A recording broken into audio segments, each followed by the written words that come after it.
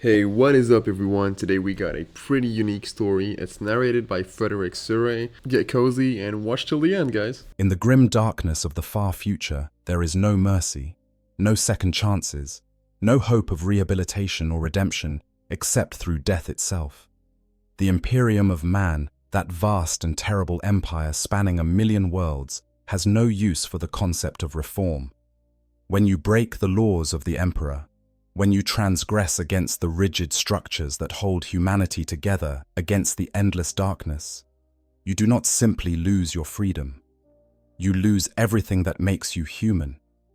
Imagine, if you will, a civilization so vast that entire worlds exist solely to contain its criminals. Picture vessels that sail through the void of space, their holds crammed with thousands of souls destined for fates worse than execution.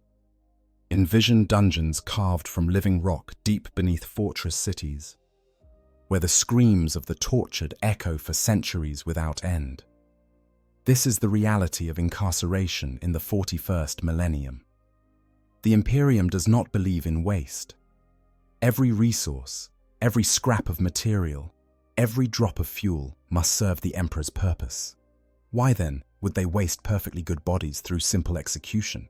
A corpse has little value beyond the nutrients it can provide, but a living criminal, that is something that can still be used. The concept of justice in the Imperium is not about fairness or proportional punishment. It is about extraction, about squeezing every last iota of usefulness from those who have failed in their duty to serve. When an imperial citizen commits a crime, the nature of their punishment depends on countless variables.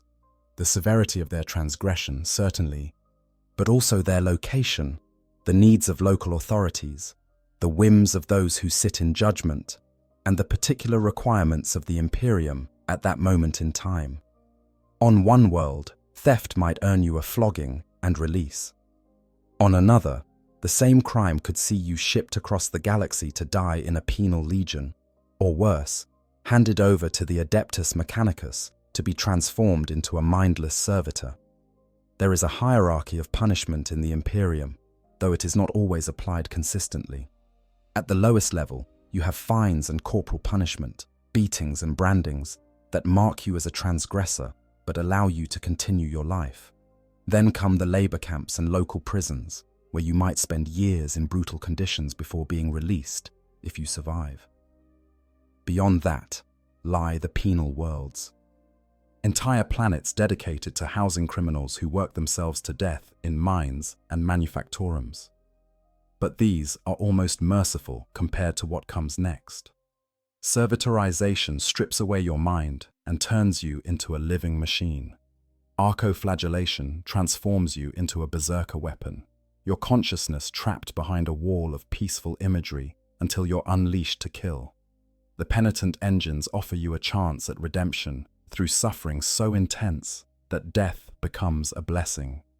And for the truly dangerous, for those who know too much or threaten the very foundations of imperial authority, there are the deep dungeons of the Inquisition, where interrogators have perfected the art of extracting information through methods that make medieval torture look primitive by comparison. The black ships sail endlessly through the void, collecting psychers from every corner of the Imperium. These are not prisons in the traditional sense, but they might as well be. The holds of these vessels are filled with thousands of terrified souls, many of them children, all of them knowing that they journey toward either a life of service that will drain them unto death, or immediate sacrifice to sustain the God Emperor himself. The journey aboard a black ship can take years, and during that time, the prisoners are kept in conditions that would break most people.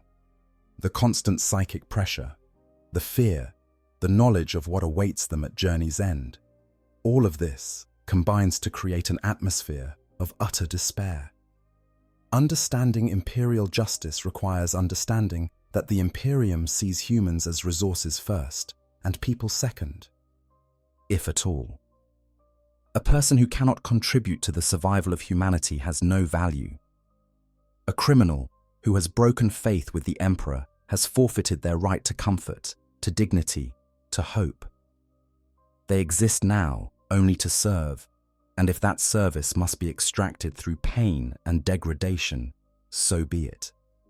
The Imperium makes no apologies for its brutality. In a universe where humanity is besieged on all sides by alien horrors, where the very fabric of reality tears open to release demonic entities that feast on mortal souls, where entire civilizations can fall to corruption in the span of days, there is no room for weakness. The law must be absolute. Punishment must be swift and terrible. Those who enforce it must be without mercy, for mercy is a luxury that humanity cannot afford. When we speak of prisons in Warhammer 40,000, we are not talking about institutions designed to reform or rehabilitate. We are talking about systems designed to extract every possible ounce of utility from those who have failed the Emperor. Whether that utility comes in the form of labor, military service, or simply serving as a warning to others, the imprisoned exist in a state of perpetual suffering. Their pain is not an unfortunate byproduct of incarceration. It is the point. Penal legions, redemption through death. Only in death shall my crimes be forgiven. These words are tattooed onto the flesh of every man and woman pressed into service in the penal legions of the Astra Militarum. They are not a prayer or a motto. They are a simple statement of fact. From the moment you are sentenced to a penal legion, your life is measured not in years or even days, but in how long it takes for enemy fire to find you. The penal legions exist as a solution to two problems simultaneously. The Imperium has countless criminals who have committed offenses too serious for simple punishment, but not quite terrible enough to warrant immediate execution or servitorization. At the same time, the Imperial Guard requires bodies, endless bodies to throw into the meat grinder of eternal war. The penal legions transform one problem into the solution for the other. When you are sentenced to a penal legion, the process begins immediately. They shave your head, stripping away that last vestige of individuality. Then comes the tattoo, the unit insignia burned into your scalp with crude instruments that leave the skin scarred and raised. You can feel every needle pierce your flesh, but you dare not cry out. Weakness earns you a beating from the guards, or worse, mockery from your fellow condemned. Next comes the collar. The explosive collar is a masterwork of terrible efficiency. Wrapped around your neck, locked tight enough that you can feel your pulse beating against the metal. It contains just enough explosive to separate your head from your shoulders. The blast is directed inward, they tell you, so as not to waste the life of anyone standing nearby when you are executed. This is meant to be reassuring. It is not. The collar serves multiple purposes. It is a method of control, certainly. Disobey an order, attempt to flee, show cowardice in the face of the enemy, and the officer accompanying your unit can detonate your collar with a simple press of a button. But it is also a symbol. Every time you reach up to touch your neck, every time you feel that cold metal against your skin, you are reminded that your life is no longer your own.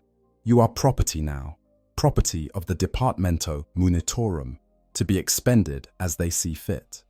Many penal legionaries are also equipped with frenzen dispensers.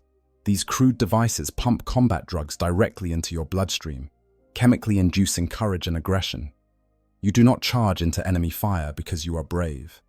You charge because the chemicals flooding your system leave you no choice. Override your survival instincts and replace them with artificial bloodlust. When the frenzon hits, the world narrows to a tunnel. The fear recedes, replaced by a burning need to close with the enemy, to kill, to destroy. The tactics employed by penal legion commanders are brutally simple. You are expendable. More expendable even than regular guardsmen, which is saying something in a military where human life is measured in how many bodies per meter of ground gained. Your commanders use you to test enemy defenses, to draw fire, to clear minefields with your own bodies. You advance in waves, hundreds of you at a time, and the enemy guns you down by the score. Some of you carry standard issue lasguns, the workhorse weapon of the Imperial Guard. Others are given nothing more than crude close combat weapons, knives and clubs and sharpened pieces of metal. A few might have grenades, but only a few. The Imperium does not waste good equipment on those expected to die in their first engagement. You use what you are given, and when you die, the next wave behind you picks up whatever you drop and continues the advance. The conditions in a penal legion are deliberately harsh. You are not issued proper uniforms, just rough prison clothing or whatever rags you wore when you were sentenced. Food is minimal, enough to keep you alive and functional, but never enough to satisfy the constant, gnawing hunger. Water is rationed. Sleep is taken in snatches, on hard ground, or in the ruins of whatever buildings you happen to be near when exhaustion finally claims you. Your companions in this hell are murderers and thieves, deserters and heretics who recanted just before the pyre was lit. Some are genuine criminals who deserve their fate. Others are simply unlucky, caught in the wrong place at the wrong time, or guilty of offenses so minor that on another world they would have earned nothing more than a fine. The nature of your crime does not matter in a penal legion.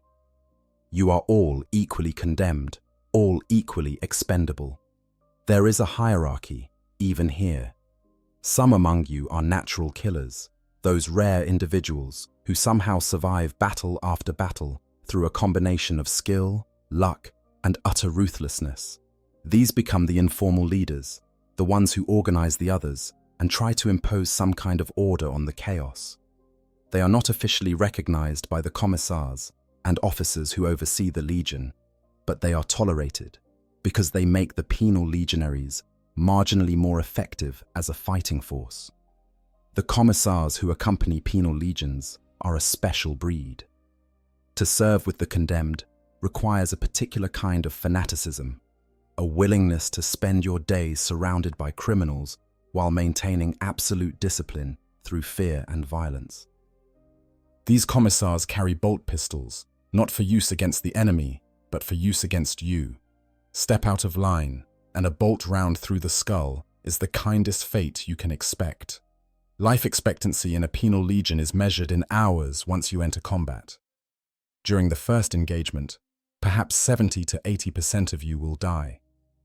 The second battle claims most of the survivors.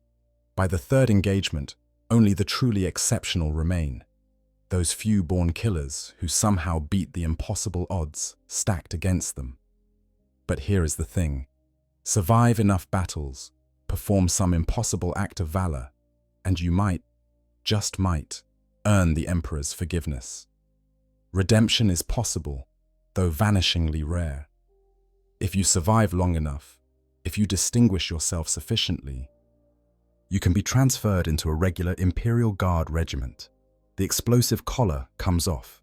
You are issued proper equipment. You are no longer a penal legionary. You are a guardsman. This is held up as proof that the system is just, that redemption is possible for even the worst criminals. In reality, it is just another form of cruelty. The possibility of redemption gives you hope, and hope makes you fight harder, makes you more useful in your expendability.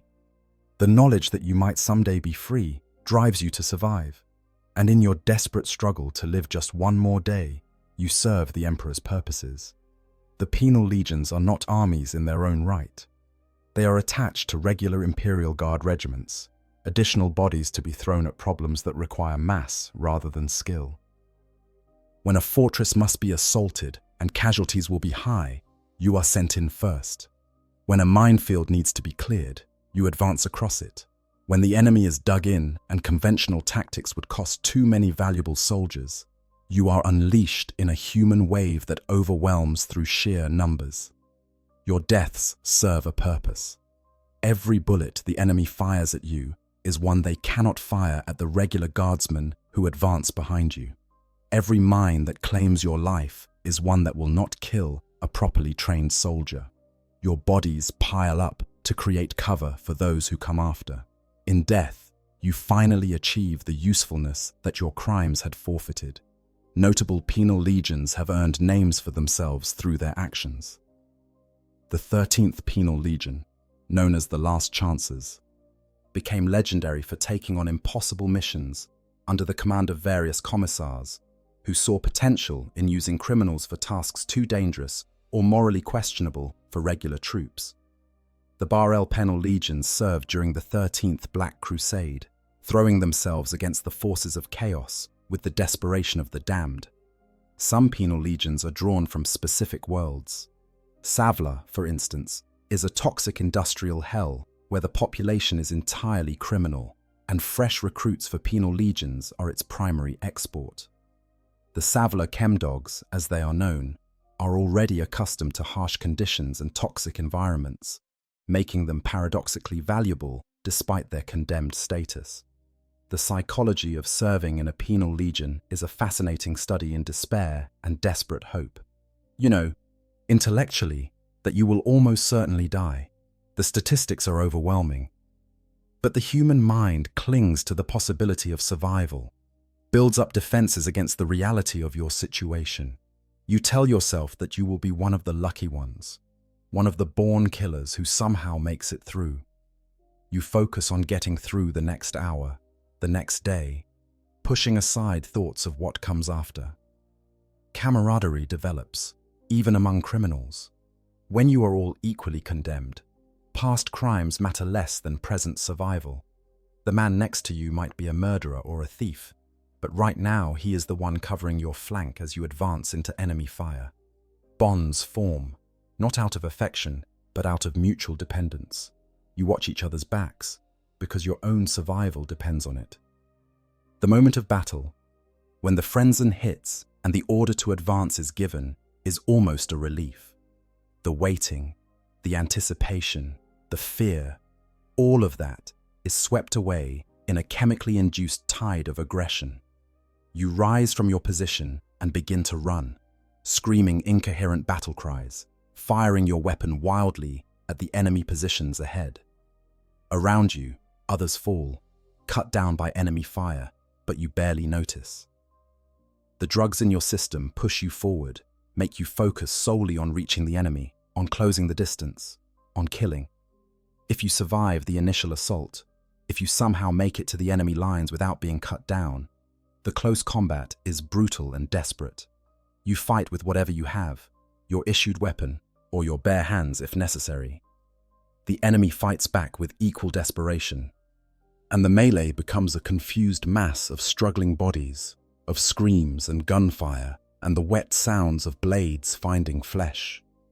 When the battle ends, when the enemy has been driven back or destroyed, you stumble back to your lines with the handful of others who survived. The friend zone is wearing off now, leaving you exhausted and shaking, suddenly aware of wounds you did not feel during the fighting. You collapse onto the ground, too tired to care about comfort, and try not to think about the next battle, the next assault, the next time you will be ordered to advance into certain death. The penal legions represent the Imperium's approach to justice at its most utilitarian. You committed a crime. You cannot be trusted to return to society, but you can still be used. Your death in service to the Emperor offers you a chance, however slim, of redemption. And if you die before you achieve it, well, at least you died serving a purpose greater than yourself. This is what passes for mercy in the 41st millennium. Penal worlds and prison colonies. There are worlds in the Imperium whose sole purpose is to contain criminals, not to reform them, not to rehabilitate them, but simply to keep them concentrated in places where they cannot threaten loyal Imperial citizens. These penal worlds come in as many varieties as there are planets in the galaxy, each shaped by local conditions, available resources, and the particular preferences of those who administer them. Some penal worlds are toxic wastelands, planets whose atmospheres are barely breathable, whose surfaces are scoured by acid rain or radiation storms. The prisoners sent to these worlds must work in sealed facilities, mining valuable minerals or processing toxic chemicals that would be too dangerous to handle on more hospitable planets. Death from exposure is common. A suit rupture, a failed air filter, a moment of carelessness. Any of these can mean a slow, agonizing death as your lungs fill with poison or your skin blisters and burns. Other penal worlds are frozen hellscapes, ice worlds, where the temperature never rises above the point where exposed flesh would freeze in minutes. Here, the prisoners huddle in underground facilities, emerging only to work in surface mines or industrial complexes. Frostbite is endemic. Fingers and toes blacken and fall off. Some prisoners, desperate for warmth, press themselves against machinery or heating elements, trading the certainty of burns for temporary relief from the cold. Then there are the mining worlds. Rocky planets honeycombed with tunnels and shafts that extend kilometers into the crust.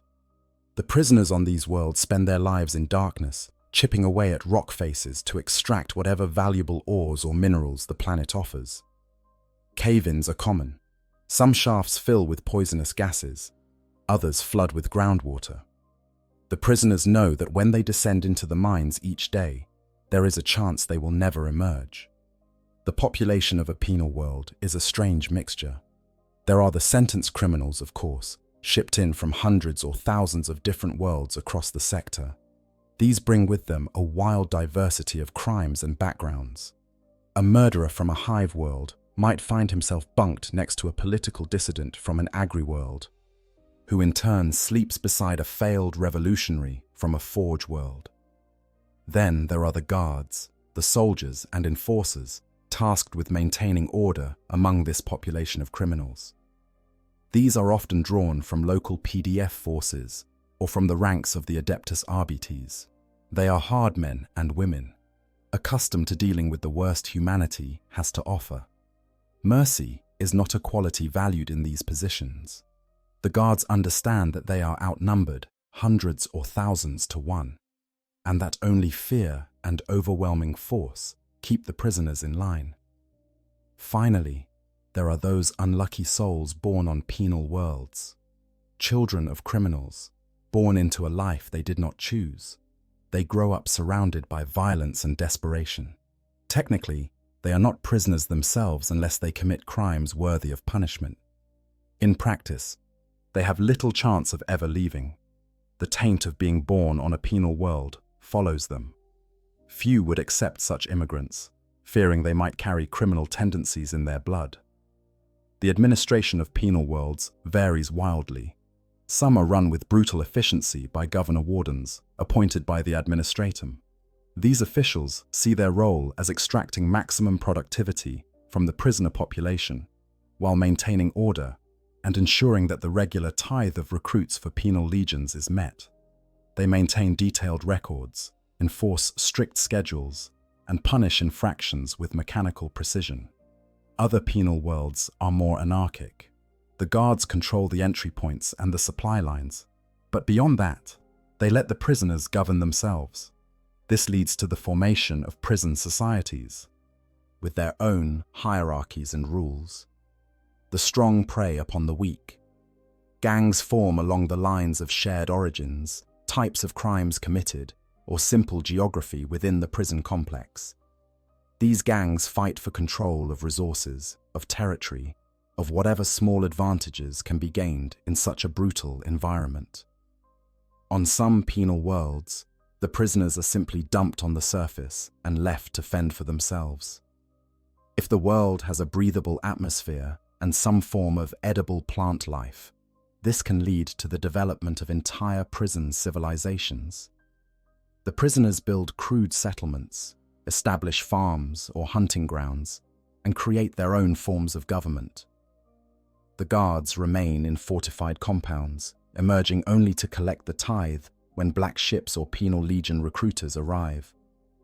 Life on a penal world is an exercise in survival. Food is often inadequate, calculated to keep prisoners alive and working, but never comfortable. On mining worlds, the rations might be slightly better, fuel for bodies that must perform grueling physical labor. On other worlds, starvation is used as a tool of control. Behave, and you receive your full ration.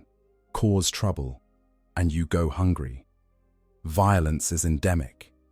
With thousands or millions of criminals concentrated in one place, conflict is inevitable. Fights break out over slights, real or imagined, over the theft of possessions, over perceived weakness. The guards often allow this violence to continue unchecked. seeing it as a way for the prisoners to police themselves. Killings are investigated only if they threaten productivity or if they involve particularly valuable prisoners. Medical care on penal worlds ranges from minimal to non-existent. A broken bone might be set, if you are lucky, and if the injury does not prevent you from working. Infections are treated with the cheapest available antibiotics, if at all. Serious injuries or illnesses often mean death, though sometimes a prisoner too sick to work might be granted the mercy of a bullet, rather than a slow decline. The extraction of resources from prisoners takes many forms. On mining worlds, it is literal, the ore and minerals torn from the ground by prisoner labor. On manufacturing worlds, prisoners work in factories and manufactorums, assembling components for weapons, vehicles, or other imperial equipment.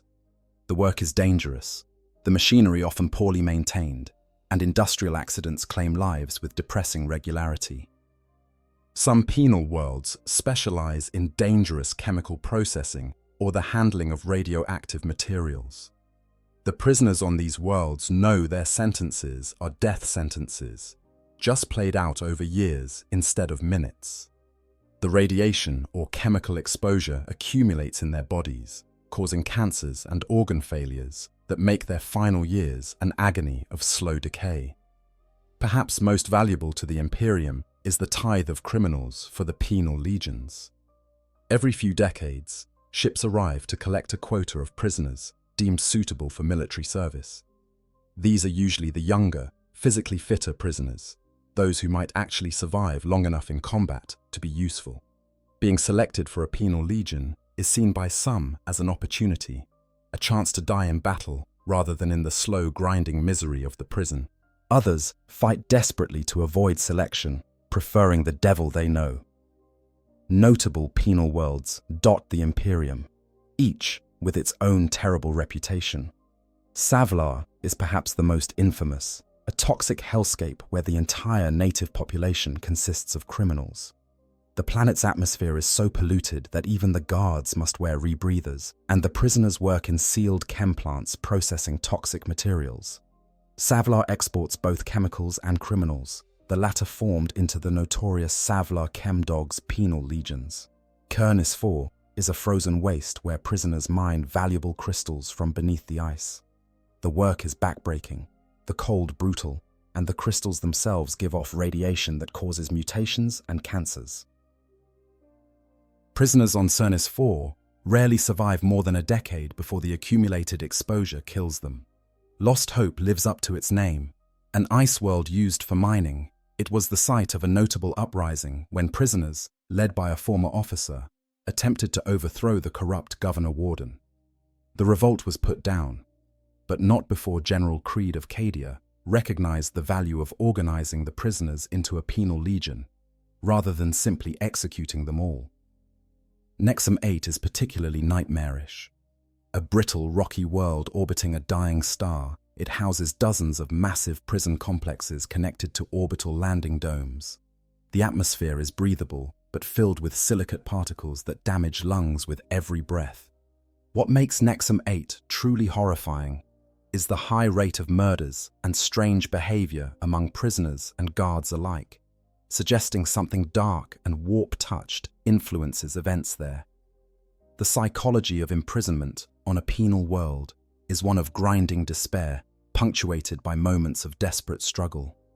Unlike penal legionaries, who know their fate will be decided quickly in battle, prisoners on penal worlds face years or decades of this existence. The mind adapts or breaks. Some prisoners retreat into fantasy, living more in their own heads than in the brutal reality around them. Others become violent, lashing out at the world that has condemned them. Still others simply endure, day after day, finding what small pleasures they can in an existence devoid of hope. Relationships form in these places, bonds of friendship or even love growing in the cracks of despair. These connections are both a lifeline and a vulnerability. To care about someone on a penal world is to give fate another weapon to use against you. When the person you care about dies in a mining accident, or is selected for a penal legion, or simply vanishes one night, the grief is compounded by the knowledge that in this place, there is no one to appeal to, no justice to be found, no comfort to be had. The guards, too, are affected by their service on penal worlds. Years of dealing with criminals, of maintaining order through fear and violence, leaves its mark. Some guards become sadists, taking pleasure in the suffering of those under their control. Others grow numb, going through the motions of their duties with mechanical efficiency. A few maintain their humanity, treating prisoners with a rough fairness, but these are rare. The nature of the work tends to drive such people away or corrupt them over time. Escape from a penal world is theoretically possible, but practically almost impossible. The worlds are chosen specifically for their isolation and harsh conditions. Even if you manage to break out of your prison complex, where would you go? The surface is often lethal. If you somehow survive long enough to reach a spaceport or landing pad, you still need to get aboard a ship, find a way to stay hidden during the journey, and then start a new life somewhere the Imperium cannot find you. The odds are astronomical, yet people try. Desperation drives them to attempt the impossible. Some escape attempts are elaborate, planned over months or years, involving the cooperation of dozens of prisoners. Others are spontaneous, driven by impulse and the sudden inability to endure even one more day of captivity. Nearly all fail. The escaped prisoners are hunted down by guards or killed by the hostile environment. Those recaptured face punishment that makes their previous existence seem gentle by comparison. The penal worlds represent a dark mirror of the Imperium itself.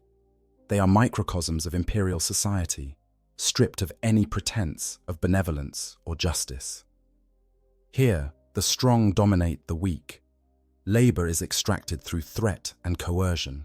Life is cheap, measured only in what utility it can provide before it is used up and discarded. The difference is that on a penal world, there is no pretense that things could be otherwise. The brutality is naked and undisguised. These worlds will exist as long as the Imperium endures. There will always be criminals who cannot simply be executed, who might still provide some value through their labor or their eventual service in penal legions. There will always be a need for places to put them, to concentrate them away from loyal citizens.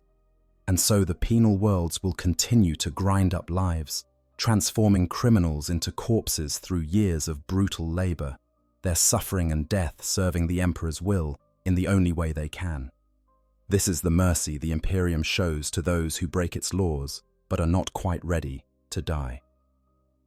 I have to admit, writing the script was genuinely disturbing at times. The servitor section in particular stuck with me. The idea that you might retain consciousness while trapped in a lobotomized body is nightmare fuel. What's fascinating is how Games Workshop has built a universe where this level of cruelty isn't just edgy grimness for its own sake, but actually serves the world building. The Imperium needs to be this terrible because it's facing genuinely apocalyptic threats. It doesn't make it right, but it makes it believable within the setting's logic. But anyway, let's get back to the story. Arbite's detention facilities. The Adeptus. Arbites are the Imperium's ultimate law enforcers, the iron fist of imperial justice that reaches across 1,000,000 worlds. When they take you into custody, you do not go to some local jail or provincial lockup. You are brought to a precinct fortress. And what happens there depends entirely on the nature of your crime and the judgment of the arbitrators who hold your fate in their armored hands. A precinct fortress is a marvel of imperial architecture, designed to serve multiple purposes simultaneously. It is a courthouse where judgment is passed, a prison where the guilty are held, an armory where the weapons of justice are stored, a barracks housing the Arbites themselves, and a fortress capable of withstanding a siege. These structures are built to be completely self-sufficient, able to operate independently from local governments for extended periods. The dungeons beneath a precinct fortress are places of legend and terror throughout the Imperium. Cut from solid rock or cast from ferrocrete and reinforced with adamantium, these cells are designed to hold the worst criminals the galaxy can produce. Some are simple bare chambers, offering nothing but 4 walls and a floor. Others are elaborate prisons within prisons, designed to contain specific types of offenders. For psychers, special cells are prepared with psychically resistant crystals built into the walls. These nullify their powers, prevent them from reaching out into the warp to call for help or work their forbidden arts. The effect on the psyker is deeply unsettling, like suddenly going deaf and blind to senses they have relied upon their entire lives. Some go mad from the isolation, the sudden severing of their connection to the warp. The arbitrators themselves have the authority to serve as judge, jury, and executioner. On the streets, they can deliver imperial justice on the spot. A bolt round to the skull ends the career of many criminals before they ever see the inside of a precinct fortress.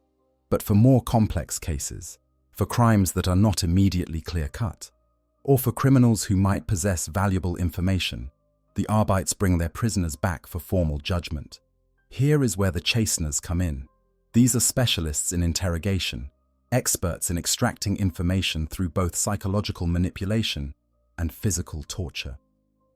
A chastener is trained by the Inquisition itself in the dark arts of questioning, and they bring this terrible expertise to bear on those held in the dungeons of the precinct fortress. The process begins subtly, almost gently. You are questioned about your crimes, asked to confess, offered opportunities to cooperate.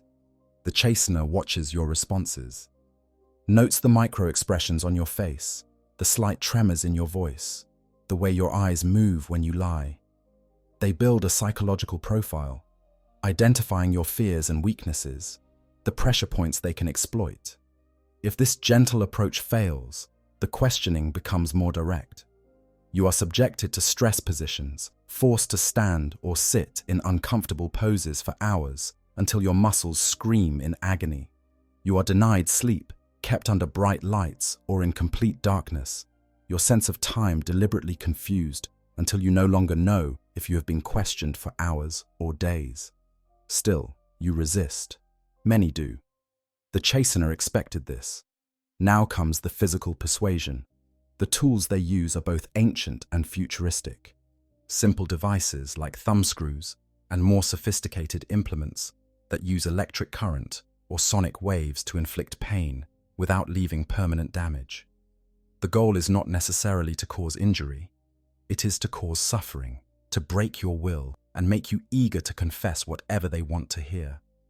But here is the terrible genius of imperial interrogation. The chasteners are not simply trying to force a confession. They are trained to distinguish truth from lies, to sort genuine information from desperate fabrications. They know that a person in agony will say anything to make the pain stop, so they cross-reference your statements, test them against known facts, use drugs and psychic probes to verify what you tell them. The drugs are perhaps the worst. Injected into your bloodstream, they make you suggestible, willing to answer questions you would normally refuse to address.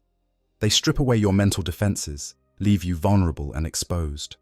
Under their influence, you might reveal secrets you swore to take to the grave, betray allies you would die to protect, confess to crimes you did not commit because the chastener's questions make you believe you must have done them. Psychic interrogation is reserved for the most important cases. A sanctioned psyker accompanies the chastener, reaching into your mind to pull out the information directly. This is intensely invasive, violating in a way that physical torture cannot match. You feel the foreign presence in your thoughts, rifling through your memories like someone searching through drawers. They find things you had forgotten, things you had tried to suppress, and drag them into the light. The psychological impact of this treatment is devastating. Those who survive interrogation by the chasteners often emerge fundamentally broken. Their sense of self has been violated, their secrets stripped away, their will shattered against the implacable determination of the Arbites to extract the truth. Some never recover, spending the rest of their days haunted by the memory of what was done to them. Once judgment has been passed, the nature of your confinement changes. If you are sentenced to death, it comes swiftly. The Arbites do not believe in lengthy appeals or drawn-out executions. A bolt round to the back of the head, and your body is disposed of efficiently. You become a statistic, one more criminal removed from the Emperor's domain. If you are sentenced to servitorization, you are handed over to the Adeptus Mechanicus. The tech priests come to collect you, their mechadendrites whirring and clicking, their augmetic eyes devoid of mercy. You are taken to their facilities, and what happens there will be discussed in detail later.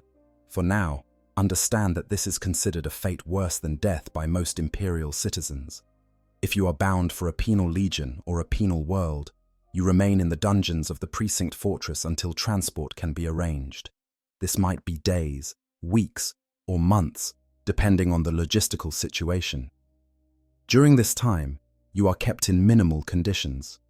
Food and water sufficient to keep you alive, nothing more. Exercise is forbidden. You sit in your cell, alone with your thoughts and the knowledge of what awaits you. The precinct fortresses also house prison barges, ships designed to transport large numbers of prisoners across interstellar distances. These are grim vessels, their holds converted into massive cell blocks, their corridors patrolled by armed guards. Conditions aboard a prison barge are deliberately harsh. You are crammed into cells with dozens of other prisoners, allowed out only for work details or interrogations. The journey aboard a prison barge can last months or even years, depending on the distance to be covered and the vagaries of warp travel. During this time, you exist in a state of suspended misery. The constant low hum of the ship's engines, the recycled air that never quite smells right, the tension of being confined with violent criminals in a space where violence is inevitable, all of this combines to create an atmosphere of grinding despair. Notable precinct fortresses across the Imperium have developed reputations based on the severity of their dungeons or the zealousness of their arbitrators. The fortress on Necromunda is said to house cells that extend kilometers beneath the planet's surface, each level reserved for progressively more dangerous criminals. The deepest levels, it is whispered, contain things that are no longer quite human, prisoners who have been held so long and treated so brutally that they have become something else entirely. The fortress on Armageddon deals with the aftermath of constant war. Its dungeons are filled with deserters, looters, black marketeers, and those accused of collaboration with the Orcs. The arbitrators there are ruthless, knowing that any weakness could undermine the war effort. Sentences are handed down with mechanical efficiency. The execution yards run continuously, the sound of bolt pistols echoing through the fortress at all hours. On some worlds, the precinct fortresses have become the last bastions of imperial authority. When a planet descends into rebellion or chaos, when local governments collapse and the PDF turns traitor, the Arbite's fortress holds. Its walls are thick, its armories well stocked, and its garrison fanatically loyal to the Imperium. From these strongholds, the Arbites coordinate resistance, call for reinforcements, and exact terrible vengeance on those who have betrayed the Emperor. The role of the Arbites in maintaining order cannot be overstated. They are the reminder that imperial law reaches everywhere, that no one is beyond its grasp. When local law enforcement becomes corrupt or ineffective, when planetary governments fail in their duties, the Arbites step in with overwhelming force. Their precinct fortresses serve as both symbols of imperial power and practical centers for the administration of justice. But it is in their dungeons that the true nature of that justice is revealed. Here, stripped of any pretense of rehabilitation or reform, the Imperium's approach to crime is laid bare. You have broken the law. You will be made to confess. You will be punished. If you are lucky, that punishment will be swift. If you are not, it will be prolonged and terrible, a warning to others who might consider following your path. The cells themselves are designed to break you mentally as well as physically. Some are so small you cannot stand up straight or lie down fully extended. You exist in a permanent state of uncomfortable contortion. Others are completely dark, sensory deprivation cells, where you lose track of time and space, where your own thoughts become your tormentors. Some cells have environmental controls that subject you to extremes of temperature. You might freeze for hours before suddenly being subjected to sweltering heat. The unpredictability is part of the torture. You cannot adapt because the conditions are constantly changing, keeping you in a state of perpetual physical stress. The screams of other prisoners are a constant backdrop. The Arbites do not soundproof their dungeons. They want you to hear what happens to those being interrogated, to know that your turn will come, to spend your time in the cell, imagining what will be done to you. Fear is a tool, and the Arbites wield it with practiced skill. When you are finally brought before an arbiter for judgment, the proceeding is swift and perfunctory. There is no jury of your peers, no lengthy presentation of evidence. The arbiter has reviewed your case, examined the evidence gathered by the chasteners, and reached a conclusion. You are informed of your sentence, and that is the end of it. Appeals are not permitted. The judgment of an arbiter is final. This is justice in the Imperium of man, harsh and absolute, and without mercy. The precinct fortresses of the Adeptus Arbits stand as monuments to this philosophy, their dungeons filled with the condemned, their execution yards soaked with the blood of the guilty.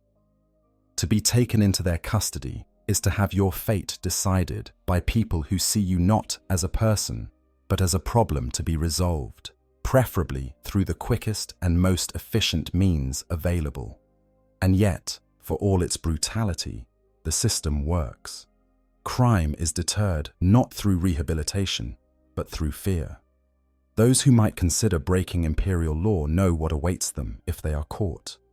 The Arbites and their precinct fortresses ensure that imperial law is not just a collection of rules, but a force that reaches into every corner of the galaxy, dragging criminals into the light and subjecting them to judgment. This is the Imperium's gift to those who transgress, the certainty that their crimes will not go unpunished. That justice, brutal and terrible though it may be, will find them eventually. Black ships and psyker containment. The black ships sail through the void like harbingers of despair, their hulls painted in the darkest hues, their holds filled with the wailing of thousands of condemned souls. These are not criminal vessels in the traditional sense. They do not carry murderers or thieves, at least not primarily. They carry psykers, those unfortunate humans born with the ability to touch the warp. And in the eyes of the Imperium, this makes them more dangerous than any common criminal could ever be. Every 100 years or so, a black ship visits each imperial world. Its arrival is both expected and dreaded. The planetary governor has been preparing the tithe, the required number of psykers that the world must surrender to the Imperium. These are people who have manifested psychic abilities, detected by various means and rounded up by local enforcers, PDF troops, or Arbites. They have been held in sanctums, heavily fortified monastery prisons, protected by Geller field generators that keep the warp at bay. Imagine yourself as one of these psykers. Perhaps you are a child who began seeing things others could not see, hearing voices no one else heard. Maybe you are an adult who always felt different, whose emotions sometimes caused lights to flicker or objects to move. The authorities came for you eventually. They always do. You were taken from your home, your family, and placed in the sanctum with others like you. Life in the sanctum is a strange limbo. You are not a criminal, not exactly, but you are not free either. You are dangerous, a potential conduit for demonic possession, a threat to everyone around you. The sanctum is designed to contain that threat. Its walls are inscribed with protective wards. Geller fields hum constantly, creating a barrier between the material realm and the warp. Null maidens, those rare individuals born without souls, patrol the corridors, their very presence anathema to psychic power. You wait in the sanctum, days turning to weeks, turning to months. You are fed adequately, kept healthy enough that you will be useful when the black ship arrives. You receive basic education in controlling your powers, though this is as much for the safety of the sanctum's staff as for your benefit. Lose control, and you might tear a hole in reality. The entities waiting on the other side would pour through with terrible eagerness. Then the day comes. You feel it before you see it. A dread presence descending from orbit. The black ship has arrived. You and the others are gathered, processed, and marched under heavy guard to the transport that will take you to the waiting vessel. Some of you go quietly, resigned to your fate. Others must be sedated or restrained. A few attempt to escape, using their powers in desperate bids for freedom. These are put down quickly and harshly. Their bodies are left behind as warnings. The black ship itself is a technological marvel, covered in anti-psychic wardings and constructed from psychically resistant materials. Its holds are cavernous spaces, each one capable of housing thousands of psychers. As you are herded aboard, you notice the Sisters of Silence, the null maidens who serve as the ship's guards. Their presence is physically painful to you. Being near them feels like standing too close to a fire, an instinctive recoil from something fundamentally wrong. The psi-shielded holds are designed to contain your powers and prevent you from affecting the ship or each other. The walls are lined with more of those psychically resistant crystals, creating a dampening effect that makes using your abilities difficult and exhausting. It is like trying to scream underwater, the medium itself resisting your efforts. You are crammed into these holds with thousands of others. There are no individual cells, no privacy, no comfort. You sleep on the floor or on crude bunks if you are lucky enough to claim one. Food is delivered in bulk, and you fight with your fellow captives for your share. Sanitation is minimal, just drains in the floor and the occasional hosing down of the entire hold. The journey to Terra can take months or even years. The black ships follow circuit routes, visiting multiple worlds to fill their holds before beginning the long voyage back to the cradle of humanity. During this time, you exist in a state of limbo between hope and despair. Some of you will be found strong enough to be trained as sanctioned psychers or astropaths. These are the lucky ones, though their fate is hardly enviable. Most of you, the majority by far, will never be seen again. The conditions aboard the black ship are deliberately harsh, partly out of necessity and partly by design. The crew must maintain absolute control over thousands of psychically active individuals, any one of whom could potentially become a gateway for demonic incursion. There can be no softness, no relaxation of vigilance. You are dangerous cargo, and you are treated accordingly. The constant psychic pressure within the holds creates an atmosphere of shared misery. Thousands of psychers, their abilities dampened but not eliminated, their emotions running high, their fear and despair palpable. It creates a kind of psychic miasma, a thick soup of negative emotions that permeates everything. You can feel the fear and hopelessness of those around you, and they can feel yours. It is a feedback loop of misery. Madness is common. Some psychers cannot handle the stress, the confinement, the knowledge of what awaits them. They break, their sanity fragmenting under the pressure. These mad psychers are dangerous, their broken minds unable to control their powers properly. The Sisters of Silence deal with them efficiently, dragging them from the holds and disposing of them before their madness can spread or cause a warp breach. Testing occurs periodically. Adepts of the Astra Telepathica move through the holds, examining psychers, assessing their strength and stability. They are looking for those rare individuals strong enough to survive the psychic awakening process, those who might be trained and bound to serve the Imperium. If you are selected, you are separated from the general population and given slightly better conditions. Not good conditions, but better. You are valuable now, worth the investment of resources. The Inquisition also has a presence aboard the black ships. Inquisitors use these voyages as opportunities to investigate potential psychic corruption on the worlds visited. They also recruit, looking for psychically gifted individuals who might serve as interrogators or acolytes. To be chosen by an Inquisitor is to trade one uncertain fate for another, but at least it offers the possibility of purpose beyond being sacrificed to sustain the Emperor. For those not selected, not found valuable enough to train or recruit, the end comes on Terra. You are offloaded and transferred to the Scholastica Psychana for final assessment. Most of you will be deemed too weak or unstable to be worth training. And when you ask what happens to these rejected psychers, you receive only silence and euphemism. They are used to sustain the Emperor, you are told. Their sacrifice keeps the Astronomicon burning. The reality is more horrible than you can imagine. You are taken deep beneath the imperial palace, to chambers where the golden throne sits. Here, your life force is drawn out, your soul fed to the emperor to sustain his terrible existence. It is not a quick death. The process takes time, your essence slowly consumed over days or weeks. You remain conscious through much of it, aware that you are being unmade, your very being converted into fuel for the God Emperor's eternal vigil. Some psykers are sacrificed in batches, groups of them dying together in rituals that channel their combined psychic energy to the throne. Others are subjected to more individual fates, their particular psychic signatures making them suitable for specific purposes.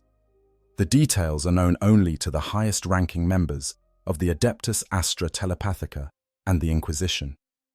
The black ships represent one of the Imperium's darkest necessities. Psykers are dangerous, potentially reality-endingly dangerous, but they are also necessary. The Astronomicon requires them. The Imperium's communication network depends on astropaths. The military and the Inquisition need sanctioned psykers to combat psychic threats. So the harvest continues, world after world, the black ships collecting their tithes of psychically gifted souls. The crews of these ships are carefully selected. Serving aboard a black ship is considered both a privilege and a burden. You must be strong of will, resistant to psychic influence, capable of maintaining discipline in the face of constant psychic pressure. The mortality rate among black ship crews is higher than you might expect. Exposure to thousands of psykers takes a toll, even with all the safeguards in place. The Sisters of Silence are crucial to the operation of the black ships. These null maidens are blanks, individuals born without a presence in the warp. To a psyker, they are voids, absences where a person should be. Their presence suppresses psychic activity, makes the use of powers difficult and painful. They patrol the holds, their very presence helping to keep the captive psykers docile. The navigators who guide the black ships are drawn from specific houses that work exclusively for the Astra Telepathica. The houses of Granicus, Macpherson, and Ptolemy have served in this capacity for millennia, their bloodlines trusted to maintain the secrecy and security of the Black Fleet's operations. Since the opening of the Great Rift, the Cicatrix Maledictum, the operations of the black ships have become even more challenging. Many routes have been cut off or made too dangerous to traverse.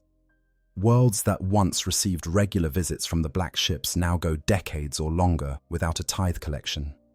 This has led to a dangerous buildup of unsanctioned psykers on these isolated worlds. Planetary governors faced with this situation have had to improvise. Some have converted existing prisons to hold psykers. Others have simply executed them, unable to risk the potential for demonic incursion. A few have attempted to train their own sanctioned psykers, with varying degrees of success and disaster. The black ships continue their eternal rounds, collecting their harvest of souls. Each journey adds thousands more psykers to their holds, thousands more lives consumed in service to the Emperor. The ships return to Terra, unload their human cargo, and then depart again to continue the cycle.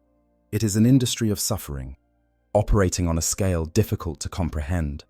To be a psyker in the Imperium is to be marked for collection, to know that someday a black ship will come for you. Your gifts doom you. You might be trained and bound to service, your powers chained to the Imperium's purposes. Or you might be consumed, your soul fed to the Emperor in an eternal sacrifice that keeps humanity's only beacon burning in the darkness. The black ships sail on through the void, dark harbingers of a fate worse than simple imprisonment. They are prisons that move through space, carrying thousands of souls toward destinies they cannot escape. To see one arrive at your world is to know that soon the psykers among you will be taken, never to return. And if you are one of those psykers, you can only hope that when your time comes, you will be found valuable enough to serve, rather than simply be consumed. This is the price the Imperium pays for survival, and it is the psykers who pay it. Servitorization, the living death. There are fates the Imperium considers worse than death, and chief among them is servitorization. To become a servitor is to be stripped of everything that makes you human, your mind wiped clean, your body augmented with machinery, and your remaining consciousness reduced to a basic ability to follow simple commands. You become a thing, a tool, a piece of equipment that happens to contain organic components. The process begins when you are sentenced. The crime that leads to servitorization can vary wildly depending on where you are, who judges you, and what the local authorities need at that moment. Perhaps you committed a serious offense against the Adeptus Mechanicus, damaging sacred machinery or interfering with the machine god's work. Maybe you know too much, secrets that make you too dangerous to simply execute. Or perhaps your world simply has a quota of servitors to produce, and you were unfortunate enough to be convicted when that quota needed to be met. You are turned over to the tech priests of the Adeptus Mechanicus. They receive you with the same emotional investment they would give to any other raw material. You are biological components to be processed, flesh and bone to be repurposed. Any pleading you might attempt falls on ears augmented with machinery that filters out such irrelevant noise.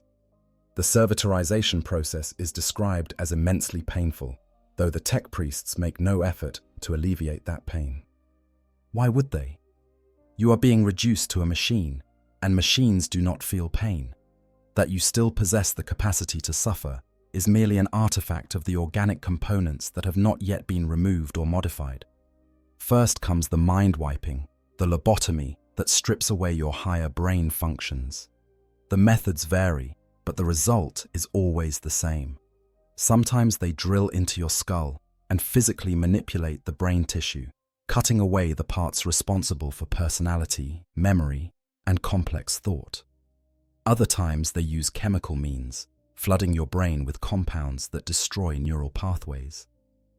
The most advanced techniques involve psychic surgery, a psyker reaching into your mind and burning away everything that makes you, you. You are conscious during this process. The tech priests do not believe in anesthesia for servitorization. They want to ensure that the basic functions of the brain remain intact while the higher functions are destroyed, and monitoring your reactions helps them achieve the precise level of lobotomy required. So you remain aware as your mind is dismantled, piece by piece. Your memories begin to fragment. You try to hold on to your name, your identity, but it slips away like water through your fingers. You forget the faces of loved ones, the details of your life, the very sense of who you are. What remains is a core of basic consciousness, just enough to process commands and execute simple tasks, but not enough to have wants or desires or hopes. The physical modifications follow. Your body is augmented according to what function you are being designed to perform. If you are to be a labor servitor, they might replace your arms with industrial claws or hydraulic lifts. A gun servitor receives weapon mounts grafted directly to the nervous system. A technical servitor gets additional limbs ending in various tools and instruments. The surgery is brutal. They cut into you without concern for aesthetics or your comfort. Skin is peeled back, bones are reinforced with metal, muscles are enhanced with synthetic fibers or removed entirely and replaced with hydraulics. Organs deemed unnecessary for your function are excised. Your digestive system might be simplified or removed altogether, replaced with nutrient tubes that deliver the minimum sustenance needed to keep the organic parts functioning. Pain receptors are not always removed. Whether this is intentional cruelty, oversight, or necessity is unclear. Some servitors retain the ability to feel pain, but lack the higher brain functions to process or react to it in any meaningful way. They exist in a state of constant agony, unable to articulate their suffering, unable to even fully comprehend it. The worst part, the truly nightmarish aspect of servitorization, is that sometimes the process is not complete.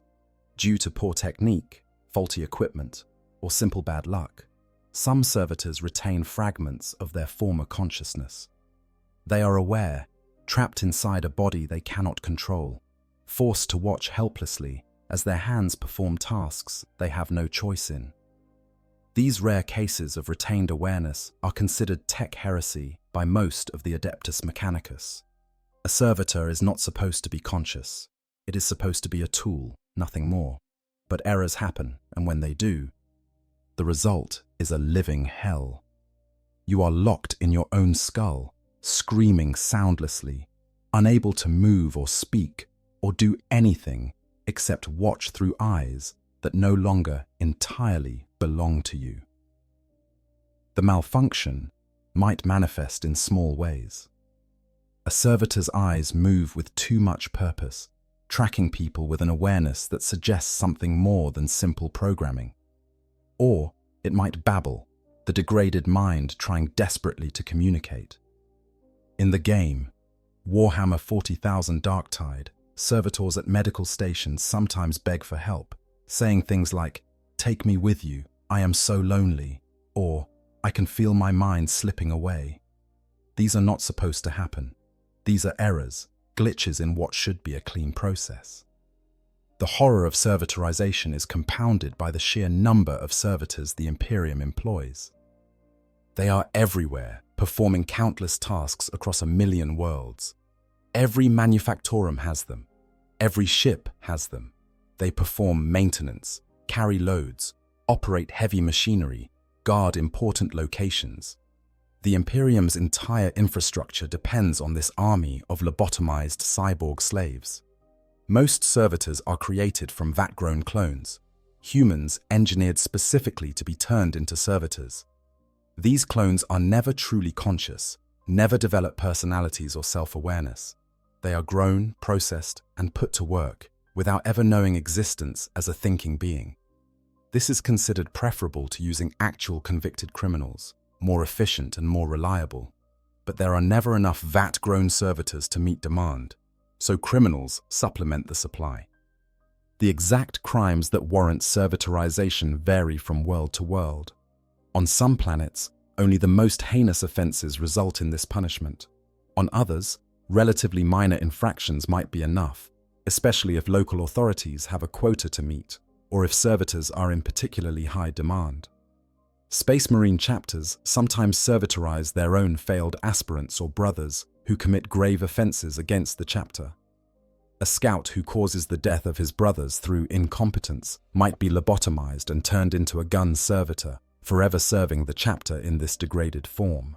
These Astartes servitors are unusually large and powerful, their enhanced physiology making them valuable for tasks requiring strength and durability. The psychological impact on those who work with servitors is rarely discussed. To be surrounded by these blank-faced cyborgs, to give them orders and watch them comply with mechanical precision, to know that many of them were once people, this can be deeply unsettling. Some Imperial citizens become numb to it, seeing servitors as simply another type of machine. Others never quite shake the unease, the sense that there is something deeply wrong about the whole system. Servitors require minimal maintenance. The organic parts need nutrition and occasional medical care to prevent decay. The mechanical parts need lubrication and repair like any machine. But beyond that, they are remarkably self-sustaining. They do not complain, do not resist, do not require rest beyond what is necessary to keep the organic components functioning. From the Imperium's perspective, they are the ideal workers. Sometimes a servitor experiences what is called mind lock, a state where the degraded brain tries to assert some form of awareness and the servitor freezes, babbling incoherently. This is a malfunction, one that requires the servitor to be deactivated and either repaired or scrapped depending on its value. Mind lock is more common in servitors created from actual humans, rather than vat-grown clones. Another reason the Mechanicus prefers the latter when possible. The variety of servitor types is vast.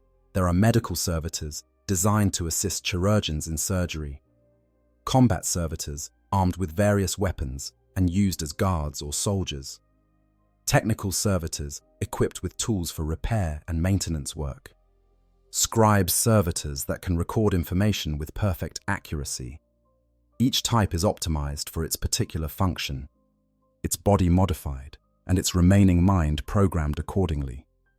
Cherubim are a particularly disturbing type of servitor, created from the bodies of vat-grown infants and augmented with cybernetics, and usually equipped with small wings. These are used by the wealthy and powerful as servants, status symbols, and assistants. They flutter about, carrying messages or items, their blank infant faces a grotesque parody of angelic imagery. The use of servitors raises questions that the Imperium does not care to answer. If consciousness can sometimes remain despite the lobotomy, how many servitors are secretly aware? If the process is so painful and horrific, how is this justified as a form of justice? If humans can be reduced to tools, what does this say about the value the Imperium places on human life? But these are questions for philosophers and heretics. The Imperium's position is simple and pragmatic. Servitors are necessary.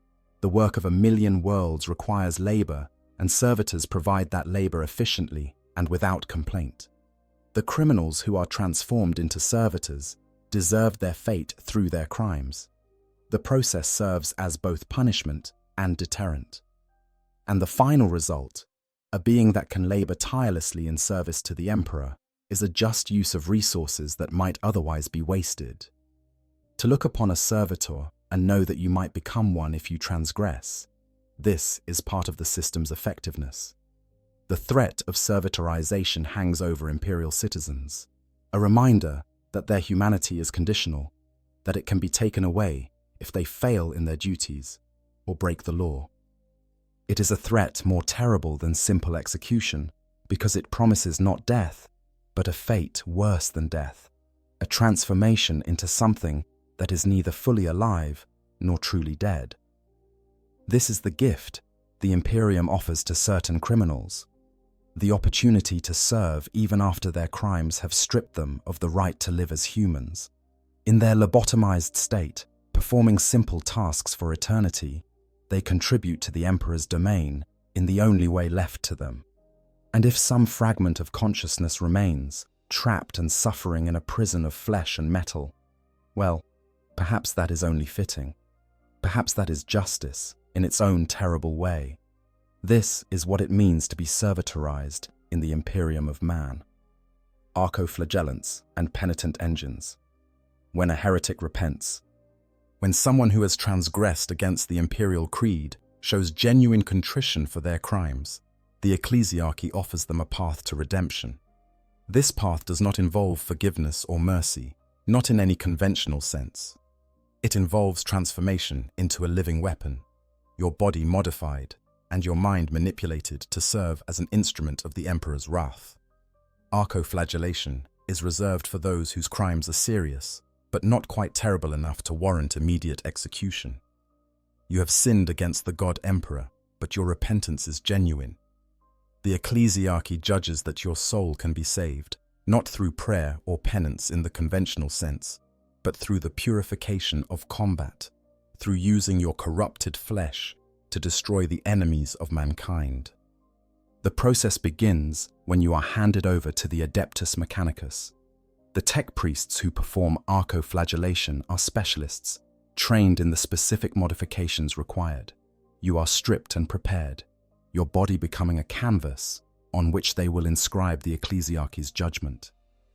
First, they lobotomize you, but not as completely as they would for a servitor. Your personality is not entirely destroyed, but it is damaged, fragmented, reduced to something more primitive and controllable. You retain enough consciousness to be aware, to know fear and pain, but your ability to resist or make reasoned decisions is severely impaired. Then they remove your arms, both of them cut away at the shoulder, the wounds cauterized and prepared for augmentation. In their place, they graft cybernetic weapons. Most commonly, you receive electroflails, writhing mechanical tentacles tipped with charged blades, or perhaps heavy industrial shears, massive cutting implements designed to slice through flesh and bone. These weapons are connected directly to your nervous system. becoming extensions of your body that you can control as naturally as you once controlled your original limbs. A battery of chemical injectors is installed along your spine, mechadendrites that pierce your skin and connect to your bloodstream. These will deliver a cocktail of combat drugs during battle, frenzon and slort and barrage and spur, chemicals that will transform you into a berserk killing machine. The injectors are painful even when inactive, a constant presence pressing against your spine, a reminder of what you have become. The final and perhaps most significant modification is the pacifier helmet.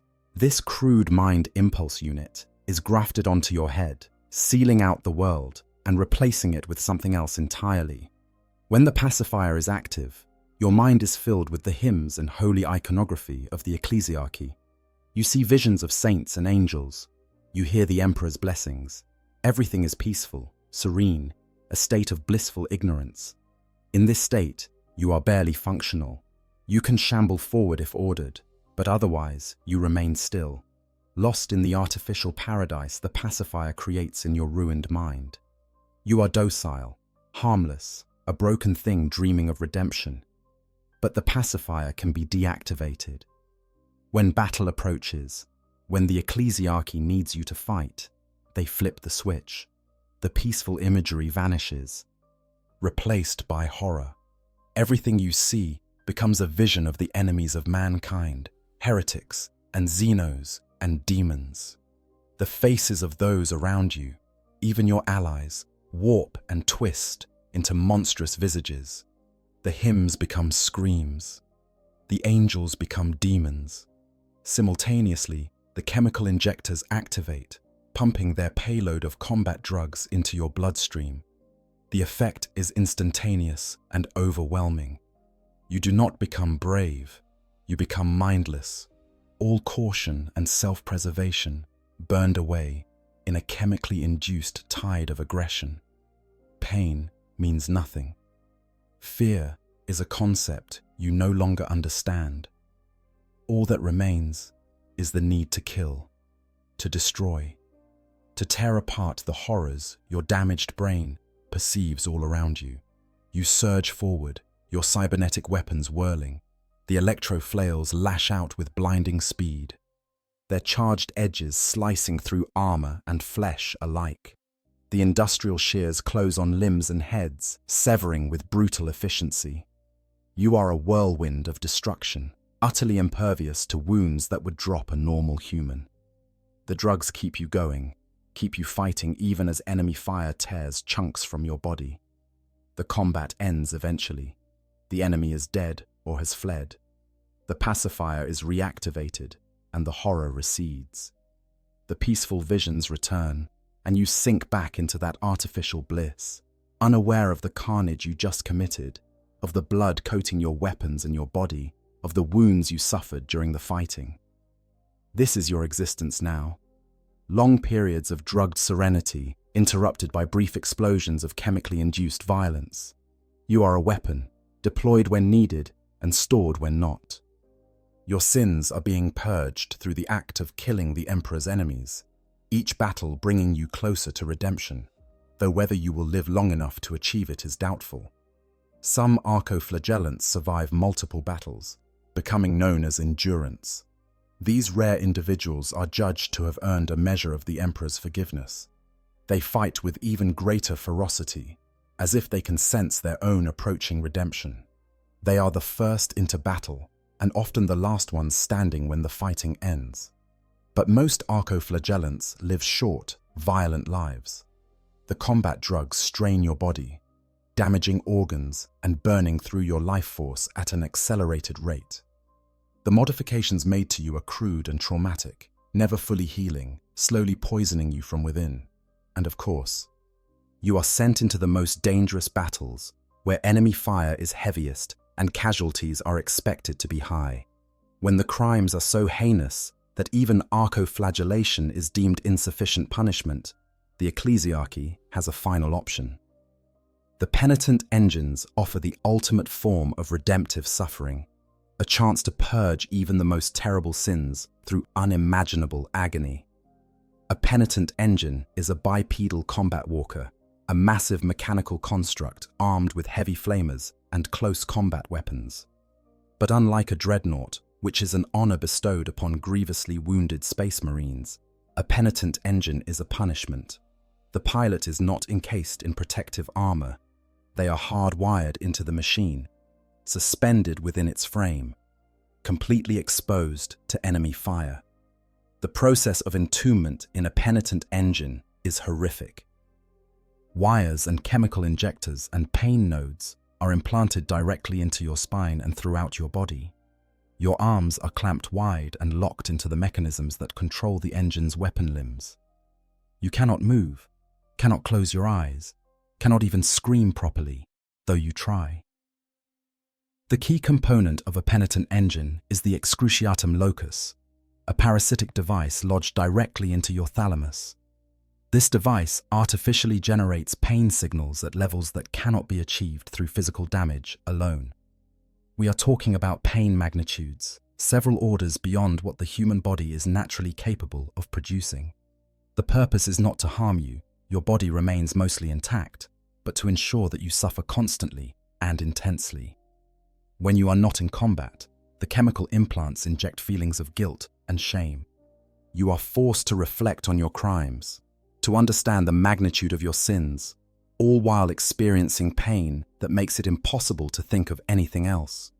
This is your baseline existence, guilt and agony, every second of every day. When battle comes, the nature of the pain changes. The chemical inputs are altered, and you begin to see your own face in the faces of your enemies. You are fighting yourself, destroying the sinful being you once were, and the pain intensifies with each enemy you kill.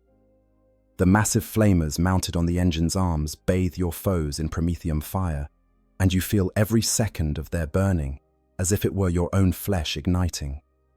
The penitent engine charges forward with reckless abandon, driven by your desperate need to destroy, to purge, to somehow end the suffering through enough acts of destruction.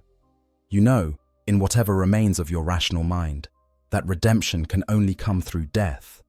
Either you kill enough of the Emperor's enemies to earn forgiveness and the mercy of a final end, or you die in battle, which is itself a form of release.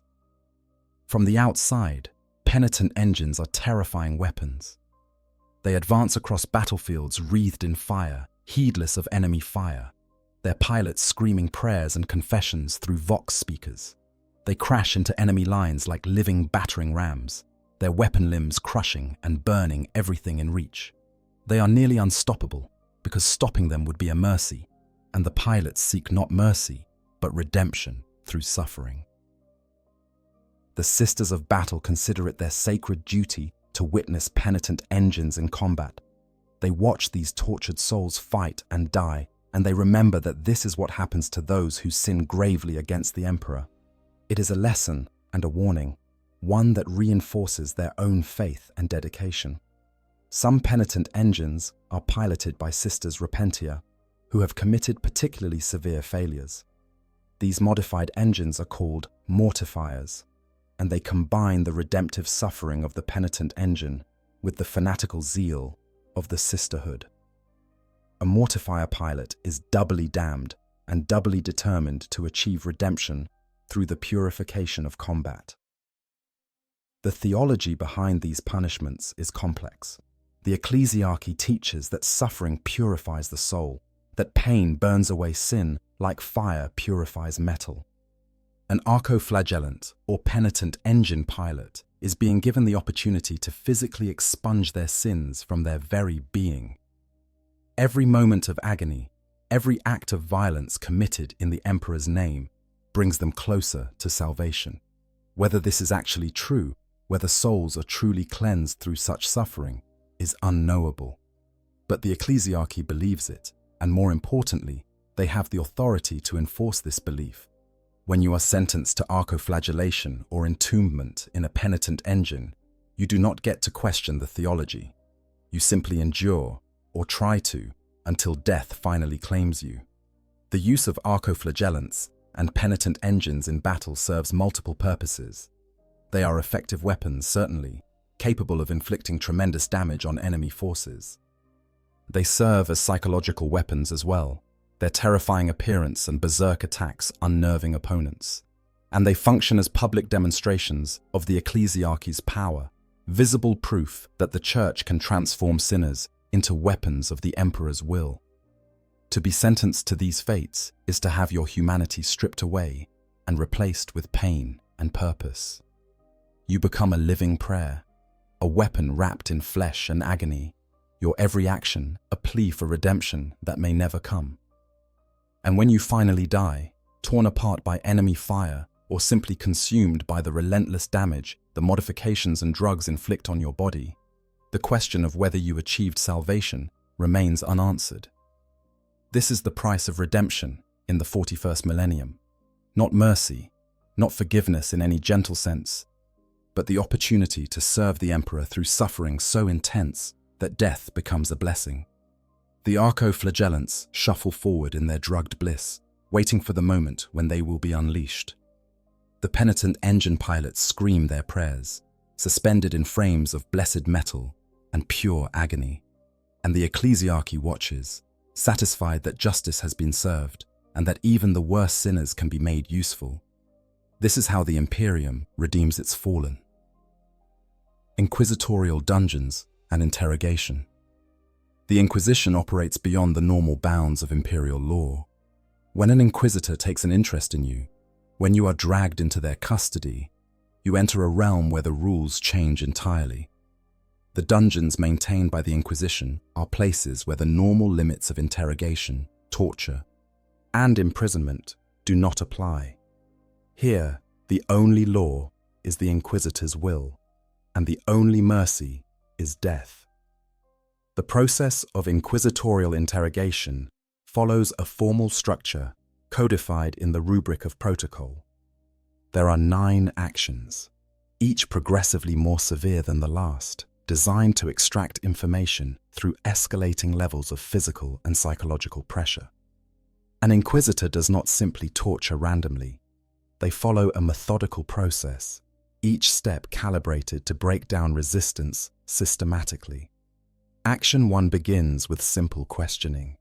You are asked to confess, to provide information voluntarily.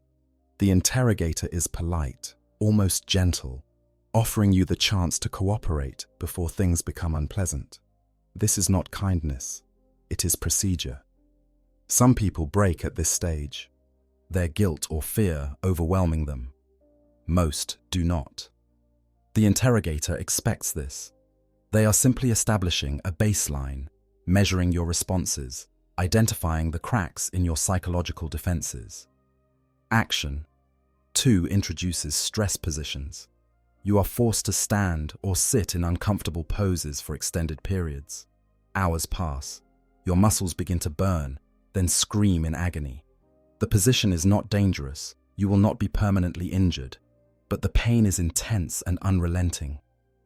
The interrogator continues asking questions, noting how the pain affects your responses, whether you begin to confess or whether you maintain your resistance. Action 3 employs sensory deprivation or overload. You might be placed in absolute darkness and silence, isolated from all external stimuli, until your mind begins to hallucinate.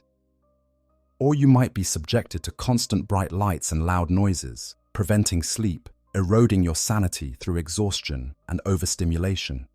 Days blur together. You lose track of time. Your grip on reality weakens.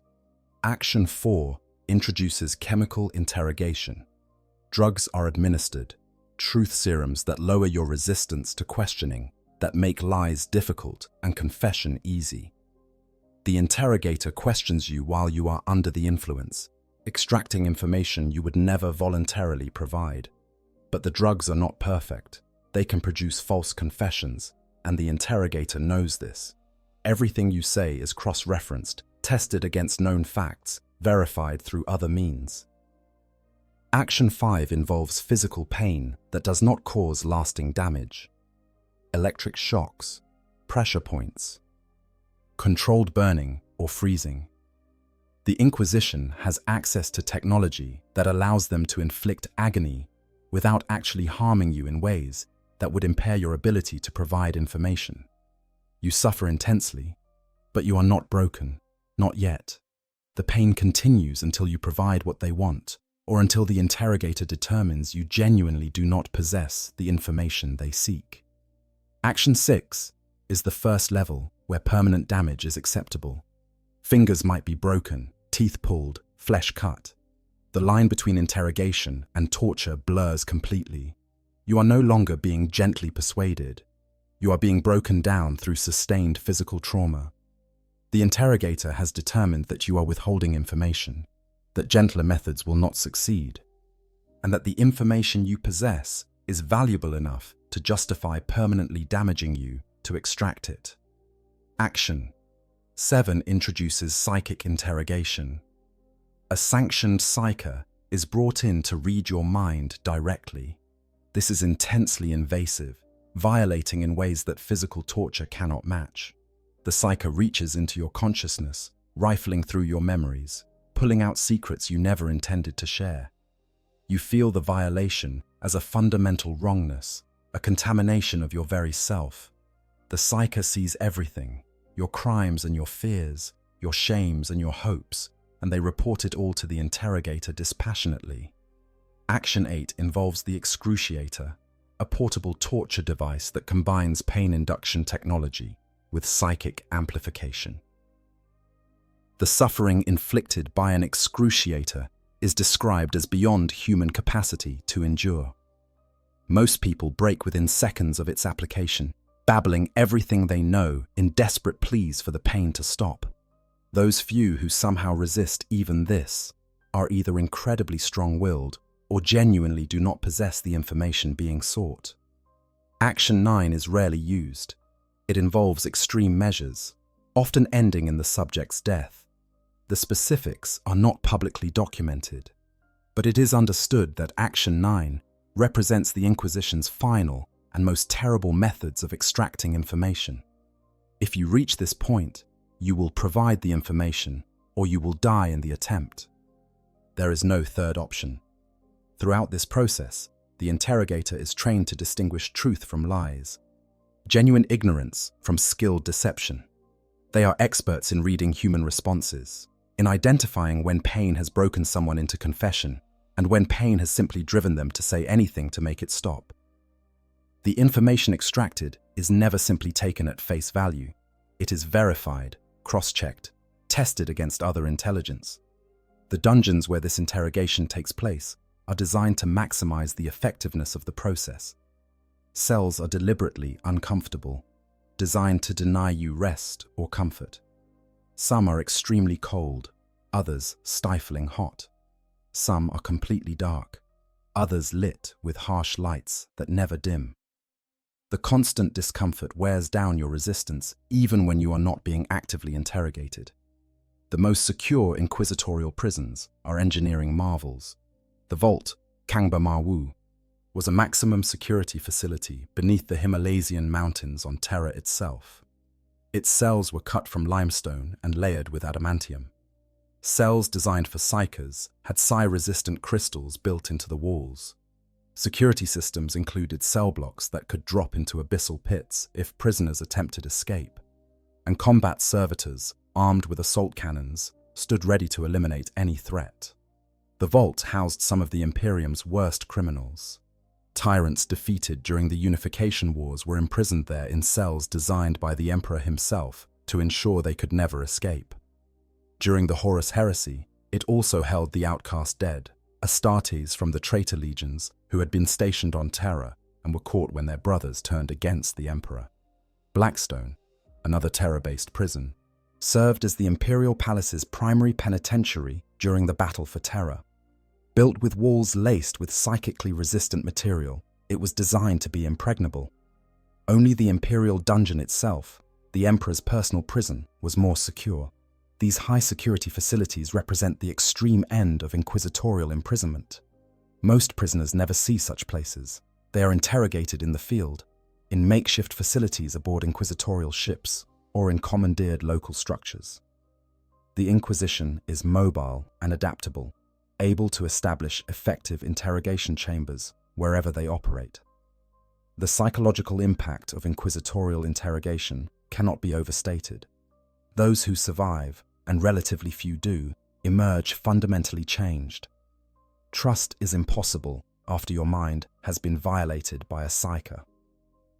Human connection becomes difficult when you know that anyone could be an inquisitorial agent sent to watch you, and the memories of what was done to you never fade, haunting your dreams and your waking thoughts.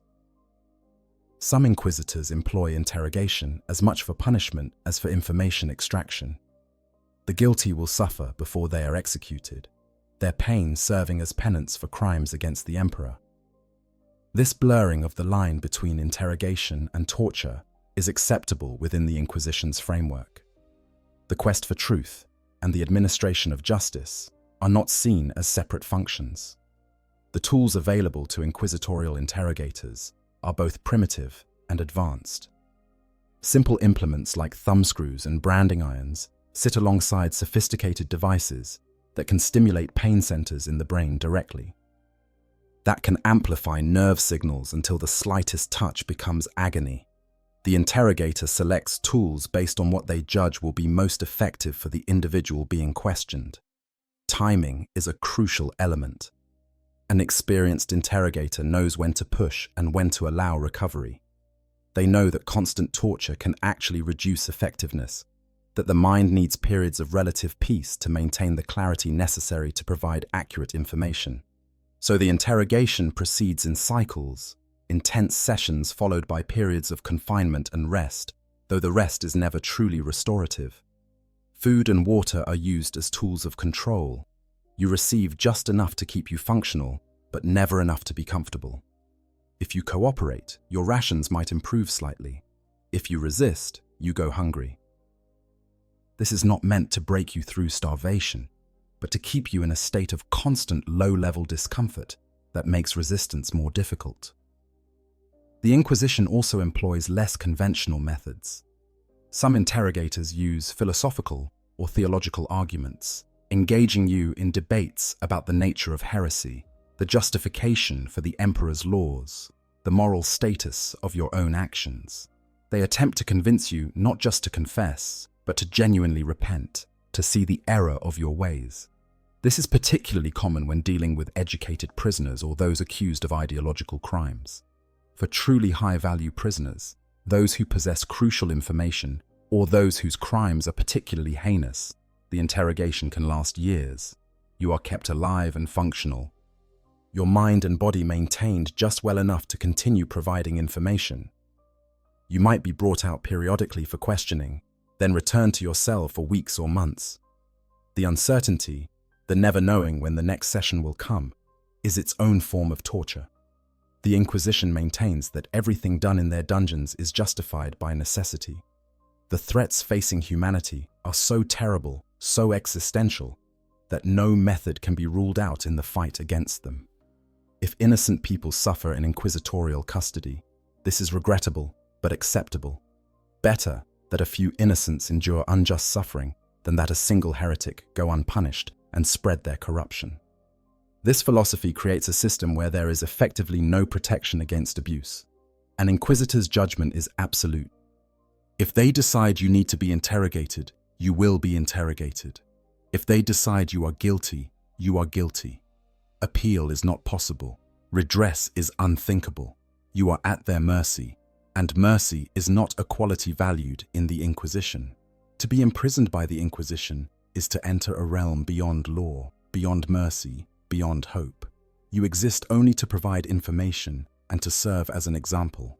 When you have served these purposes, you will be disposed of, your body dumped or converted into a servitor, or handed over to the ecclesiarchy for punishment.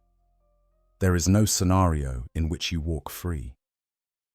The Inquisition does not make mistakes, at least not ones they will acknowledge, and they do not release prisoners who have seen too much of how they operate. This is justice as the Inquisition understands it. Absolute and terrible, and completely unconstrained by normal human concerns for fairness or proportionality. In the darkness of their dungeons, the only truth is the truth they extract from you, and the only mercy is the mercy of finally being allowed to die. Notable prison facilities.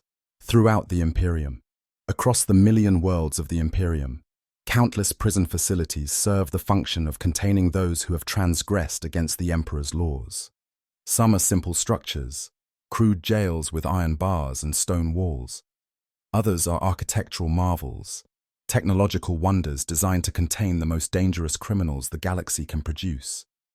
Each tells a story of the Imperium's approach to justice, punishment, and control. The Vault on Terra, Kangba Mawu, has already been mentioned, but its significance deserves deeper exploration. Built at least 1,000 years before the Horus Heresy, its construction predates the Imperium itself. Who originally built it, and for what purpose, remain mysteries. What is known is that the Emperor chose to use it for the most dangerous prisoners imaginable. The cells in the vault were not uniform. Each was designed to contain a specific type of threat. William the Red, a tyrant from ancient Terra, had a cell designed by the Emperor himself. The same was true for Nathan Doom, the tyrant of the Pan-Pacific Empire, and for the Ethnarch of the Caucasus Wastes, and for the Prince of Albion. These men had nearly conquered Terra, had ruled over vast territories, and commanded powerful armies. The Emperor judged them too dangerous to simply execute, too valuable as warnings of what rebellion brings. They languished in their custom cells for centuries, maintained in a state between life and death, their bodies sustained by the vault's technology, while their minds slowly degraded in isolation. During the Horus Heresy, a cell was prepared for Horus himself, though the War Master's death meant it was never occupied. The psychological warfare implied by this preparation was clear. Even the mightiest traitor would not escape justice, only exchange a quick death for centuries of imprisonment. Blackstone Prison, located beneath the Imperial Palace, served as Terra's primary penitentiary during the Siege of Terra. Its walls were reinforced with psychically resistant noctilith, making it ideal for containing psychers or those corrupted by warp taint. The decision to concentrate prisoners there during the siege was never fully explained. Perhaps it was for security, or perhaps it was to keep them available for some desperate purpose if the palace fell. The fortress precincts of the Adeptus Arbites dot every Imperial world. These precinct fortresses serve multiple functions, but their dungeons are consistent in their basic characteristics: secure, uncomfortable, and designed to break the will of those contained within. Each precinct maintains records of its prisoners, their crimes, and their fates. These archives stretch back centuries or millennia, detailed accounts of justice rendered in the Emperor's name. Some precinct fortresses have become famous for particular reasons. The fortress on Necromunda is said to extend kilometers beneath the planet's surface, its deepest levels reserved for prisoners who have become something other than human through long captivity and brutal treatment. The fortress on Armageddon runs continuous executions, its firing yards working around the clock to dispose of deserters, traitors, and criminals who have interfered with the war effort. Prison barges and prison ships represent a mobile form of incarceration. These vessels are designed to transport large numbers of prisoners across interstellar distances. Some are converted cargo haulers, their holds refitted with cell blocks. Others are purpose-built vessels, every aspect of their design optimized for containing and moving human cargo. Life aboard a prison ship is its own special kind of hell. You are confined in holds with hundreds or thousands of other prisoners, the air thick with the smell of unwashed bodies and waste, the constant vibration of the ship's engines making sleep difficult even when space is available to lie down. Fights are common, as desperate people struggle for resources or simply lash out in frustration and fear. The journey can last months or years, depending on warp conditions and the route being taken. During this time, you exist in limbo, neither executed nor sentenced to your final fate, just transported endlessly through the void. Some prisoners die during transport from disease, violence, or simple despair. Their bodies are typically jettisoned into space or recycled for nutrients, depending on the ship's capabilities and the crew's preferences. Asteroid prisons and space station lockups serve as holding facilities in systems without habitable planets, or where local prisons are insufficient. These facilities are often harsh in the extreme, resources limited by the difficulty of supplying an isolated station in the void. Food is minimal, water strictly rationed, and life support maintained at the bare minimum necessary to keep prisoners alive. The psychological impact of being imprisoned in space cannot be understated. The knowledge that beyond the station's hull lies nothing but vacuum, that escape would mean instant death, creates a unique form of claustrophobia. You are trapped in a bubble of breathable atmosphere surrounded by infinite emptiness. Even if you could break out of your cell, where would you go? Some penal worlds are so harsh, they barely require guards. The environment itself serves as the prison. On ice worlds where exposure means death in minutes, or toxic worlds where the atmosphere is slowly poisonous, or barren rocks with no food or water beyond what is shipped in, the prisoners are effectively constrained by the planet itself. Guards maintain control of the spaceports and supply depots, but otherwise let the prisoners govern themselves in whatever way they can manage. This leads to the development of prison societies with their own internal politics and hierarchies. Strong prisoners dominate the weak. Gangs form and fight for control of resources. Sometimes a kind of order emerges, brutal but functional. Other times, anarchy prevails, and survival depends on constant vigilance and the ability to defend yourself against all comers. The diversity of prison types reflects the diversity of the Imperium itself. On some worlds, prisons are clean and efficient, criminals processed through a bureaucratic system that documents everything. On others, prisons are corrupt cesspits where guards are barely distinguishable from prisoners in their brutality and crime. The Imperium is too vast to enforce uniform standards. Local authorities have wide latitude in how they handle criminals, as long as they produce the required tithes and maintain order sufficiently to ensure compliance with imperial law. Some prisons are punishment-focused, designed to make existence as miserable as possible. Others are labor-focused, extracting work from prisoners to produce goods or resources. A few even attempt something resembling rehabilitation, though this is rare and generally considered a waste of effort. The Imperium does not believe people can change. Once a criminal, always a criminal. At best, you can be made useful through forced labor or military service. High-security facilities for the most dangerous prisoners employ technology that seems excessive until you understand what they are designed to contain. Psychers powerful enough to tear reality with their thoughts. Chaos-corrupted individuals who might spread their taint to anyone they contact. Heretic criminals who could sabotage machinery with a touch. Genestealers and their hybrids, who might subvert guards and spread their cult. Each of these threats requires specialized containment measures. For psychers, this means cells lined with psychically resistant materials, constant monitoring by blanks or null maidens, and drugs that suppress their abilities. For chaos-tainted prisoners, isolation is key, preventing them from corrupting others while inquisitors decide their fate. For criminals with technical skills, all machinery near their cells is simplified and hardened. Nothing they could manipulate or turn into a weapon. Some facilities specialize in particular types of criminals. Military prisons operated by the Departamento Munitorum hold deserters, cowards and guardsmen who have committed crimes while serving. These facilities are particularly harsh, as military authorities believe firmly in the importance of discipline and the danger of allowing infractions to go unpunished. Ecclesiastical prisons hold those who have sinned against the imperial creed. These facilities often have a religious character, with constant prayers broadcast over speakers, icons of the emperor displayed everywhere, and chaplains who visit cells to offer conditional salvation through confession and repentance. The goal is not just punishment, but spiritual correction. though the methods employed are often brutal. The variety extends to the philosophical approach different regions take toward imprisonment.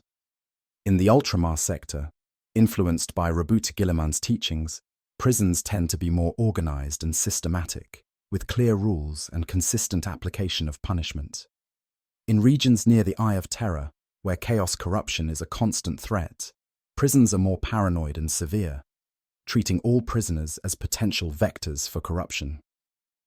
Some notorious facilities have become legends. Savlar is known throughout the Imperium as a place you are sent to die slowly, your body consumed by toxic chemicals and your lungs destroyed by the polluted air. Komorach, though not technically part of the Imperium, is spoken of in whispers as the ultimate prison, a place where the Dark Eldar take their captives to suffer torments that make Imperial dungeons look gentle. The physical structure of prisons varies as much as their purpose and philosophy. Some are underground complexes, carved from rock or built in cave systems, their multiple levels extending far below the surface. Others are surface fortresses, great walls and guard towers creating zones of confinement.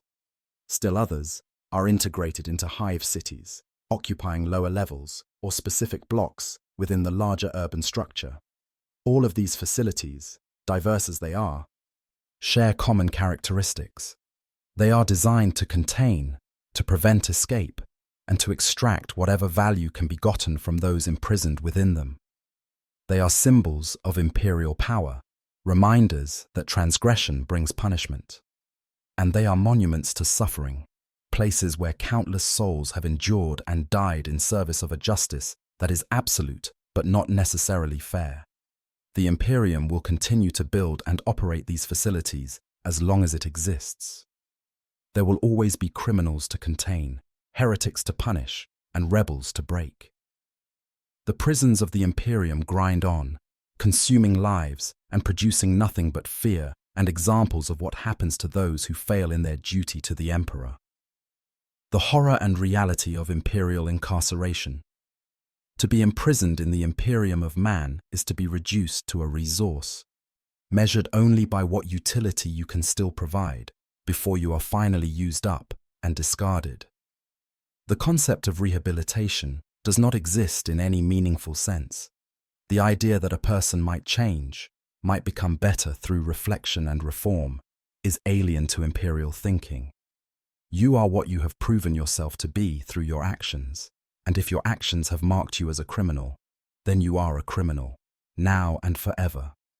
The scale of the imperial prison system is almost impossible to comprehend.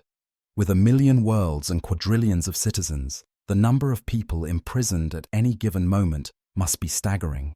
Even if only a tiny fraction of the population commits crimes severe enough to warrant imprisonment, the absolute numbers are enormous. Prison worlds house billions. Precinct fortress dungeons hold millions.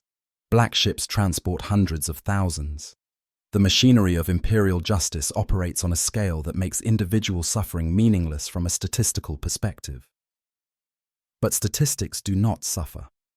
Individuals do. Each person imprisoned experiences their own personal hell, their own particular form of anguish. The man starving in a mining camp on a toxic world suffers no less, because millions of others share similar fates. The woman being interrogated in an inquisitorial dungeon feels her pain as intensely as if she were the only person in the galaxy enduring such treatment. The child on a black ship, terrified and confused, does not find comfort in knowing thousands of others share the hold with them. The complete absence of hope is perhaps the most crushing aspect of imperial imprisonment. In a society that offered the possibility of redemption, that believed in second chances, a prisoner might endure their sentence knowing it would eventually end. But the Imperium offers no such comfort. If you are sent to a penal world, you will die there. If you are sentenced to a penal legion, you will die in battle. If you are servitorized, you will exist in mindless slavery until your organic components finally fail. Even the rare possibility of earning redemption through exceptional service offers only a change in how you serve, not true freedom. The psychology of existing without hope is devastating. Some prisoners retreat into denial, convincing themselves that somehow they will escape or be pardoned, or that the Imperium will collapse and set them free. These fantasies sustain them for a time, but eventually reality reasserts itself, and the crash into despair is all the harder for having been delayed. Others embrace nihilism, deciding that if suffering is inevitable, then nothing matters. These prisoners become dangerous, having nothing left to lose. They lash out violently, not caring about consequences, since no punishment can make their situation significantly worse. Guards must be constantly vigilant around nihilistic prisoners, ready to put them down at the first sign of trouble. A few find meaning in their suffering, constructing elaborate philosophical or religious frameworks to explain and justify their fate. They convince themselves that their imprisonment serves some higher purpose, that their pain is necessary for the Emperor's grand design. Whether this belief is healthy or just another form of broken psychology is debatable, but it allows them to endure what might otherwise be unendurable. The industrial scale of suffering in the imperial prison system raises questions that the Imperium is not interested in answering. How many innocent people are caught up in this machinery? How many are imprisoned for crimes they did not commit, or for offences so minor they barely deserve the name crime? How many confess under torture to things they never did, their false confessions added to the evidence of their guilt? The Imperium's response to these questions would be that such concerns miss the point. Justice is not about ensuring every individual receives precisely the punishment they deserve.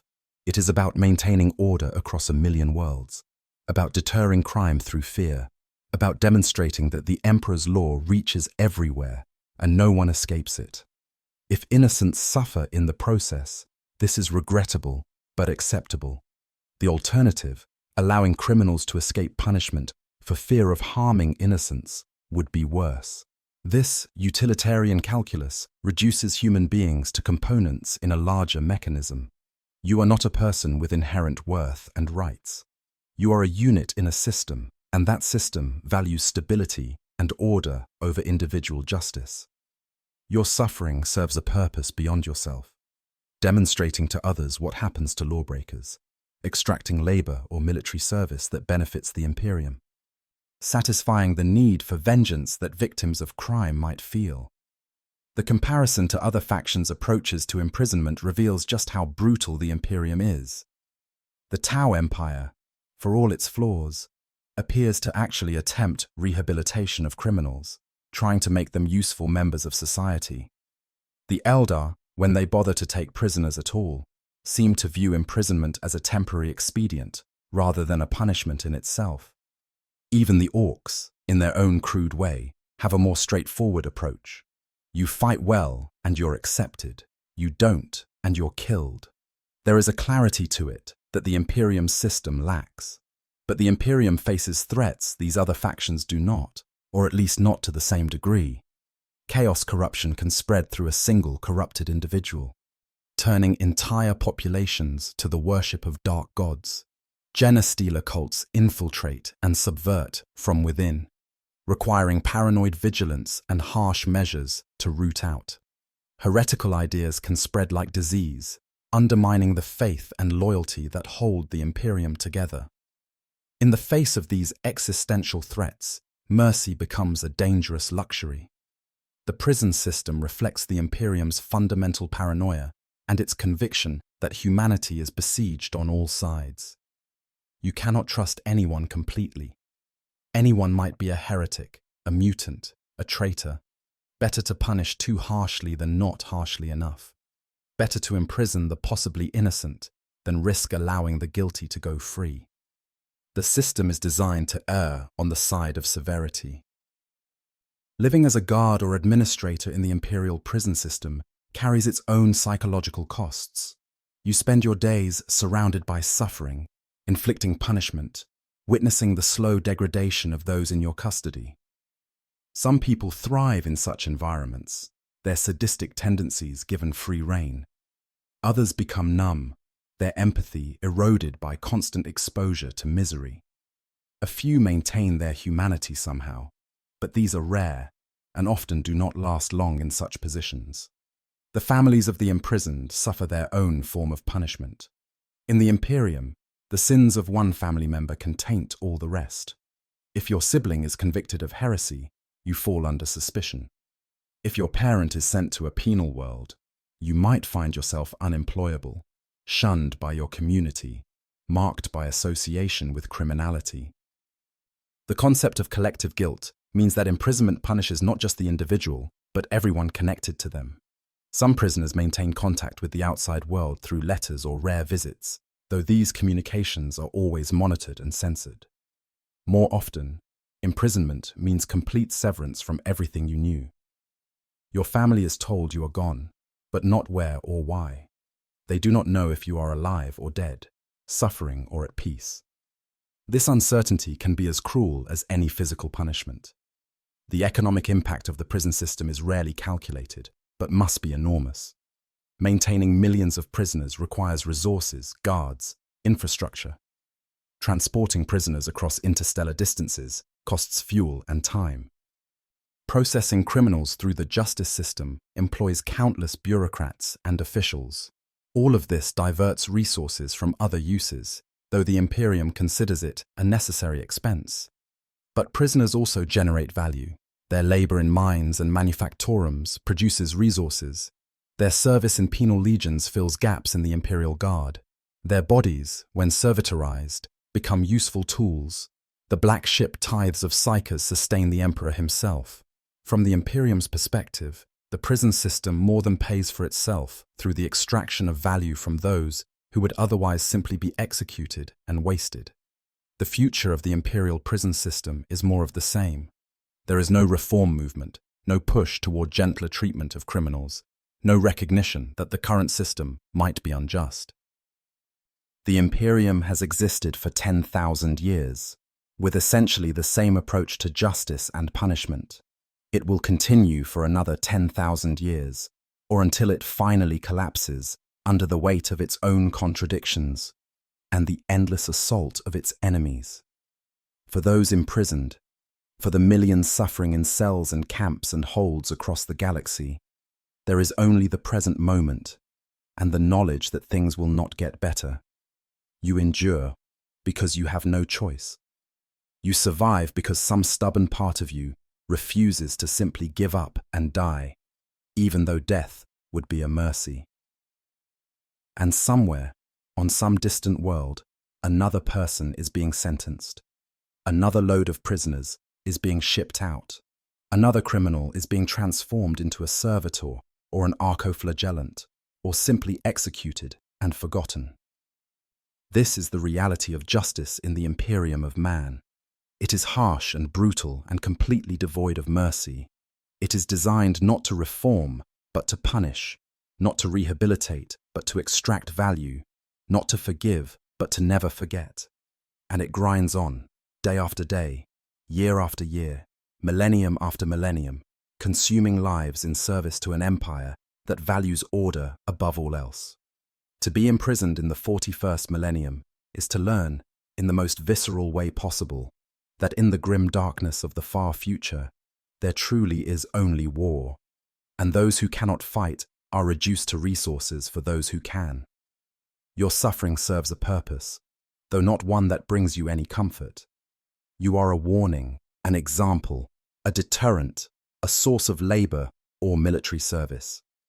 You are whatever the Imperium needs you to be, and what you need, what you want, what you hope for, all of that matters not at all. This is the Imperium's gift to its criminals.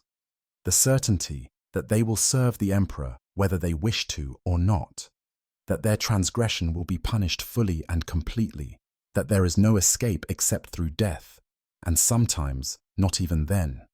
In this certainty, in this absolute and terrible justice, the Imperium finds one of its many dark strengths. And so, the prisons of the Imperium endure, monuments to suffering and symbols of power, grinding up lives in service to a vision of order that requires such brutality to maintain. This is what prison is like in Warhammer 40,000. and it is as grim and dark as the galaxy itself. If you enjoyed this deep dive into the darkness of the 41st millennium, make sure to like and subscribe to the channel. We explore all aspects of Warhammer 40,000 lore, from the heights of glory to the depths of despair. The Imperium has many more terrible secrets to reveal, and we will continue to bring them to light. Until next time, remember that in the grim darkness of the far future, there is only war, and for those who fall, there is only punishment. For the Emperor. I hope you guys enjoyed the story. Make sure to hit the subscribe, like, share button, whatever you want. Give me some feedback if there's any. And yeah, sleep well.